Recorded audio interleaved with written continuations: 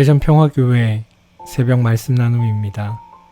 오늘은 2022년 10월 4일 화요일입니다. 오늘 하루도 하나님이 주시는 은총과 은혜와 평강과 복주심이 말씀을 들으시는 여러분들의 삶에 늘 함께 하시기를 소망합니다.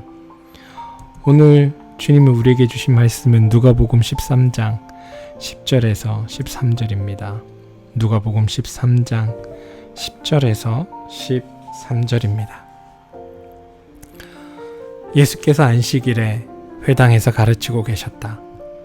그런데 거기에 18해 동안이나 병마에 시달리고 있는 여자가 있었는데 그는 허리가 굽어 있어서 몸을 조금도 펼 수 없었다.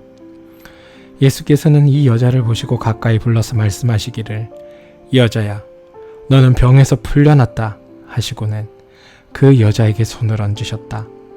그러자 그 여자는 곧 허리를 펴고 하나님께 영광을 돌렸다. 누가복음 13장 10절에서 13절 말씀. 샬롬. 어제 하루는 평안하시고 평강하셨습니까? 하나님께서 주시는 삶의 온전한 행복과 평안이 여러분의 삶의 모든 것들을 인도하시기를 소망합니다. 우리가 하나님의 평안을 요구한다 그러면 언뜻 마음의 평강, 마음의 위로를 떠올리지만 우리의 믿음은 거기에서 그치지 않습니다. 성경이 하나님의 평안을 이야기하고 하나님의 평화를 이야기할 때는 우리를 괴롭히고 우리 앞에 놓이는 모든 문제의 근원부터가 해결되는 것을 뜻합니다. 저는 여러분들을 힘들게 하고 어렵게 하는 모든 문제가 하나님 안에서 온전히 해결되는 복된 일들이 여러분의 삶에 가득하기를 소망합니다. 말씀을 보겠습니다. 18해 동안 등이 9번 채 살아온 여인이 있었습니다. 참 긴 세월이 아닐 수 없습니다. 며칠만 아파도 삶의 리듬이 깨지는 법인데 그 긴 세월을 이 여인은 어떻게 견뎠을까요? 천형처럼 다가온 질병을 고쳐보려고 아마 백방으로 노력했을 것입니다. 그러면서 나아지지 않는 자기의 몸을 향해서 슬픔과 분노와 절망과 좌절의 시간이 아마 계속되었을 겁니다. 처음에는 참 안됐다, 불쌍하다 라고 위로했던 이들도 이제는 그의 고통을 잊은 지 오래입니다. 가족들은 있었을까요? 설사 있었다 해도 어쩌면 가족들조차도 그 여인을 짐스럽게 여겼을지 모를 일입니다. 그는 사실 없는 사람이 있습니다. 아니, 차라리 없으면 좋을 그런 존재였을지도 모르겠습니다.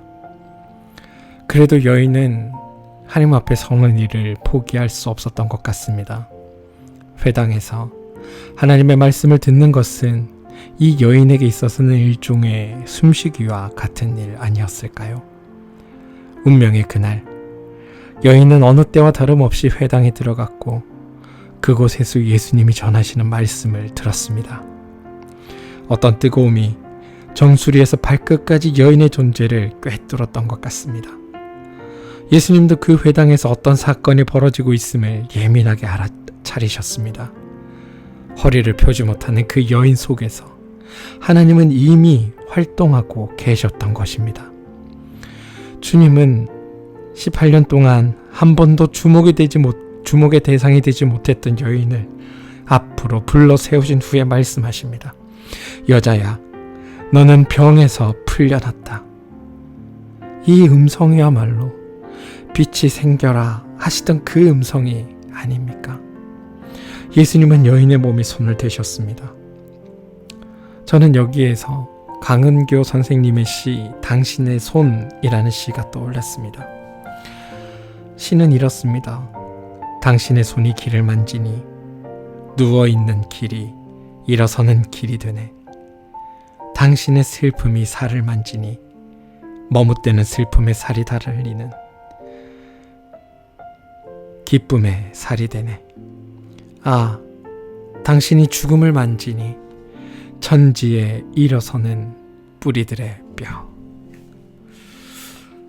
보고 가까이 부르고 선언하고 접촉하는 이 일련의 행동이 물 흐르듯이 자연스럽게 보입니다. 그리고 이러한 흐름 가운데서 생명이 소생되고 있었습니다. 여인의 허리가 펴진 것입니다. 18해 동안이나 여인을 사로잡고 놓아주지 않던 병이 마침내 그 여인에게서 떠나간 것입니다. 여인을 사로잡고 있었던 것이 무엇인지 알 수는 없습니다. 죄책감일 수도 있고 누군가에 대한 원망일 수도 있고 혹은 세상에 대한 원망일 수도 있습니다. 중요한 것은 주님과의 만남이 그 여인을 그러한 부자유에서 해방시켜 주었다는 사실입니다. 예수님은 이렇게 말씀하십니다. 자신이 세상에 온 것은 의인을 위해서가 아니라 죄인들을 위해서라고. 주님은 맺힌 것을 풀어 자유롭게 하시는 의사와 같은 분입니다. 허리를 펼 수 있게 된 여인은 하나님께 영광의 찬송을 올렸습니다. 저는 이게 믿는 우리의 삶이라고 말씀드릴 수 있을 것 같습니다. 우리를 하나님의 은혜 가운데로 부르시고 우리를 낫게 하시고 위로하시고 회복시키시고 그런 우리가 하나님의 그 사랑에 감동하여 찬양하는 것, 바로 이 여인의 삶을 통해 우리가 다시 한번 확인할 수 있는 하나님의 은혜입니다. 사랑하는 성도 여러분, 오늘 저는 여러분이 앓고 있는 모든 육신의 병이 오늘 이 여인처럼 씻은 듯 나음받기를 소망합니다.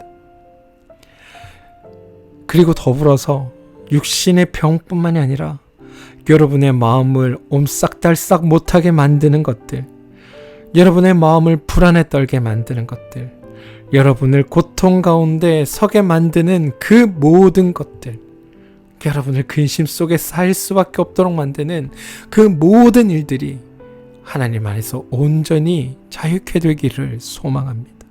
치유받게 되기를 소망합니다. 회복되어지기를 소망합니다. 그러니 여러분, 오늘 하나님의 그 치유하심과 회복하심이 우리 삶에 있다는 사실을 믿으시고 하나님께서 주시는 그 은혜에 기쁨으로 찬송하며 나아갑시다.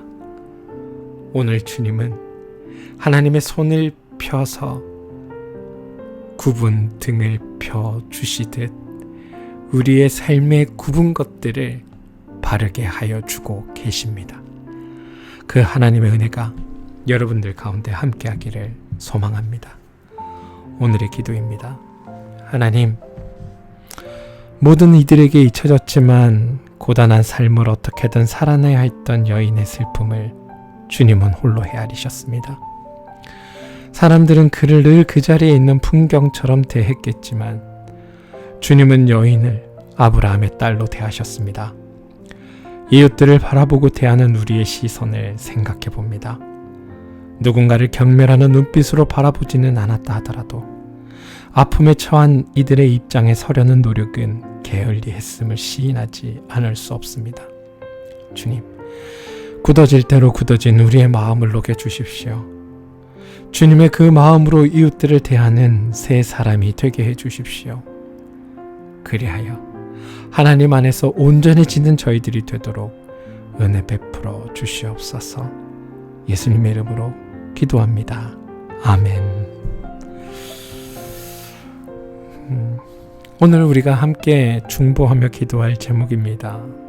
우리가 첫 번째 기도는 늘 기도하듯이 몸과 마음의 힘듦으로 인해 어려움을 겪고 있는 우리 교우들을 위해 기도합니다.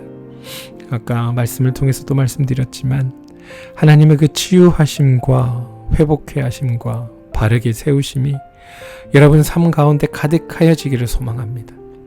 육신의 병 위에 하나님 손 얹으셔서 회복시켜 주시고 마음의 상처 위에 하나님 위로를 더하여 주셔서 우리가 하나님 안에서 하나님 만드신 세상에 바로 살아갈 수 있도록 하나님께서 온전히 회복하여 주시고 낫게 하여 주실 것입니다. 특별히 임병의 집사님을 위해 기도합니다.